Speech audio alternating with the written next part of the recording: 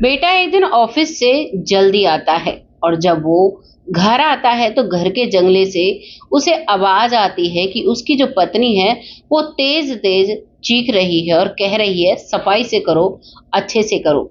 खुद ने उसने टीवी चला रखा है और जब वो झांक कर देखता है तो उसके पिता के हाथ में पोछा था। वो जमीन पर पोछा लगा रहे थे और पत्नी बैठकर काजू खा रही थी और टीवी देख रही थी। दोस्तों, ये मंजर देखकर जो अरुण है वो घबरा जाता है। वो सोचता है कि मैंने अपनी माँ को वादा दिया था कि मैं अपने पिता को कोई भी कमी नहीं होने दूंगा, और ये सब क्या हो रहा है। क्योंकि दोस्तों, यहाँ पर अरुण की जो पत्नी थी वो दोहरी जिंदगी जी रही थी। ये कहानी आप सबके समक्ष इसलिए लेकर आई, कहीं आपके साथ भी ऐसा तो नहीं, कहीं आपके माता पिता के साथ कोई अत्याचार तो नहीं हो रहा। और अगर बुजुर्ग मेरी इस वीडियो को देख रहे हैं तो कहीं उनके साथ तो अत्याचार नहीं हो रहा, उनकी बहुएं ऐसा तो नहीं कर रही। ये दोस्तों, एक अत्याचार जो होता है ये भी, इसके खिलाफ भी एक धारा बनती है। अगर आपकी बहू आप पर ऐसा अत्याचार करती है तो आप उसके खिलाफ केस कर सकते हैं। क्योंकि बेटे बहू को कोई भी अधिकार नहीं कि जो अपने माता पिता से ऐसे मजदूरी करा सकें। क्योंकि अपना पूरा जीवन लगाकर बेटे बहू को वो पालते हैं, यानी बेटे को पालते हैं, तब जाकर बहू घर में आती है और फिर उनके साथ ऐसा अत्याचार होता है तो ये सरासर गलत होता है। क्योंकि भरी जवानी में सब कमाते हैं, बुढ़ापे में भी बुजुर्ग अपने लेवल का काम करते हैं। क्योंकि वो जब तक बूढ़ा होता है तो उसे आदत हो चुकी होती है काम करने की, और वो खुद ही नहीं बैठता। ऊपर से जो बहुएं आती हैं वो जब उन पर अत्याचार करती हैं तो उनका दिल रोता है। और जिस घर में बुजुर्ग रोते हैं उस घर में कभी बरकत नहीं होती। जिस घर में बुजुर्गों का सम्मान नहीं होता उस घर में कभी खुशियां नहीं आती। ये सार्वभौमिक सत्य है। ये आप जब हमारे ग्रंथ, हमारे पुराने शास्त्र पढ़ेंगे तो आपको ज्ञात होगा। तो ज्यादा वक्त न लेते हुए इस कहानी को शुरू करते हैं। नमस्कार, मैं महक चौधरी आज की कहानी लेकर आई हूँ दिल्ली से। दोस्तों, दिल्ली में आजकल तो गांव में भी बहुत ज्यादा कैंसर, बहुत ज्यादा बीमारियां फैल रही है। और जैसे कि आप जानते हैं, दिल्ली हमारे भारत की एक, कहते हैं ना, राजधानी है। वहां पर बड़े बड़े लोग रहते हैं, जो लोग विदेशों से घूम कर आते हैं, जिन लोगों के पास बहुत पैसा होता है। और जैसे कैंसर जैसी बीमारियां ज्यादातर बड़े शहरों में आई, आज तो गांव में भी फैल गई हैं, लेकिन पहले गांव में आपको ये बीमारियां नहीं मिला करती थी। और यहाँ पर एक परिवार होता है, परिवार में पति पत्नी और उनका इकलौता बेटा अरुण होता है। अरुण जो कि बड़ा हो रहा है और अब इसकी माँ को कैंसर हो जाता है। जब माँ को कैंसर होता है तो पिता बहुत कोशिश करता है, लेकिन दोस्तों, इसका इलाज जो मिडिल क्लास है पहले भी नहीं था और आज भी नहीं है। हाँ, अमीर लोग इससे उभर जाते हैं क्योंकि उनके पास बहुत पैसा होता है।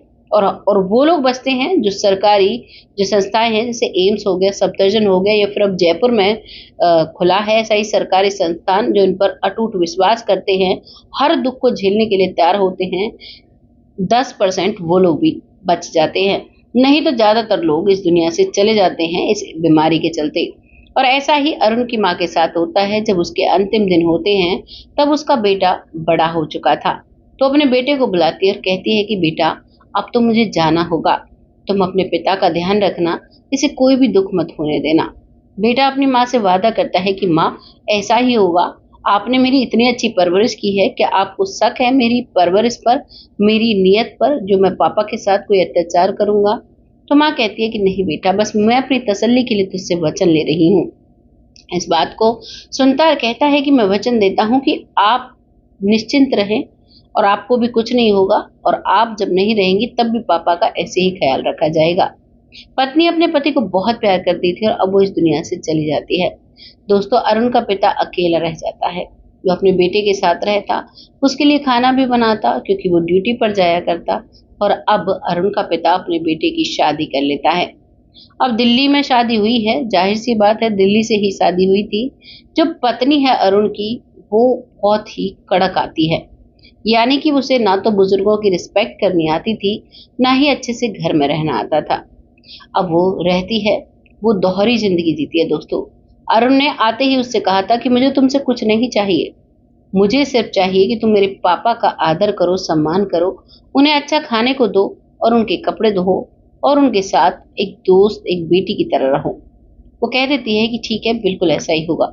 दोस्तों, ये जो अरुण की पत्नी होती है, जब अरुण होता तो बहुत प्यार से बात किया करती, ना ही कोई काम कराया करती। खाना बनाते हुए पहली प्लेट अपने ससुर के लिए निकालती।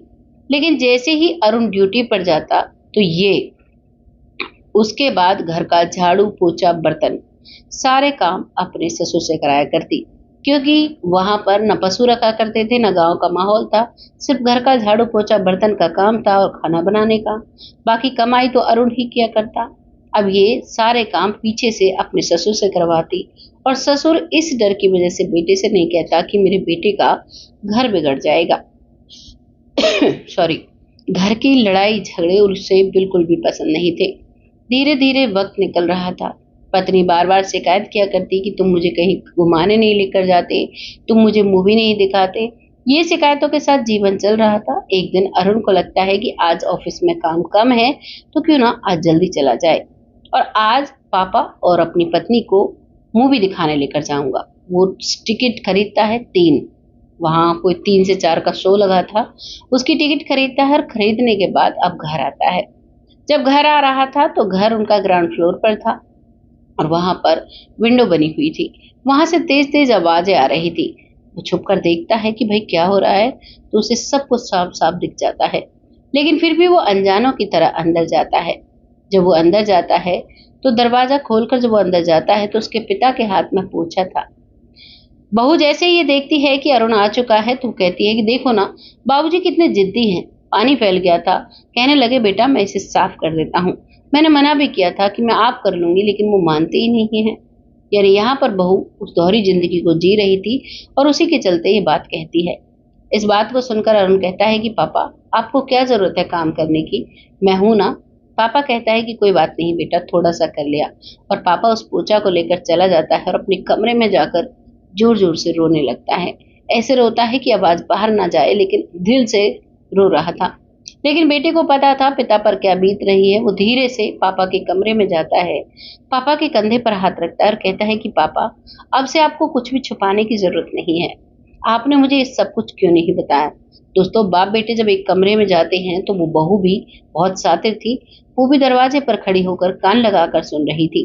बेटे ने दरवाजे को अंदर से बंद किया था उस कमरे के, और कहता है कि पापा आपने मुझे सब कुछ क्यों नहीं बताया। तो वो कहता है कि बेटा क्या सब कुछ बताना था तुझे। वो कहता है कि ये आपसे काम करवाती है, आपने मुझे बताया नहीं। तो कहता है कि ये भी तो मेरी बच्ची है, अगर मुझसे कुछ काम करवा लिया तो क्या हो गया, तुम इस बात पर इतना हाइपर क्यों हो रहे हो।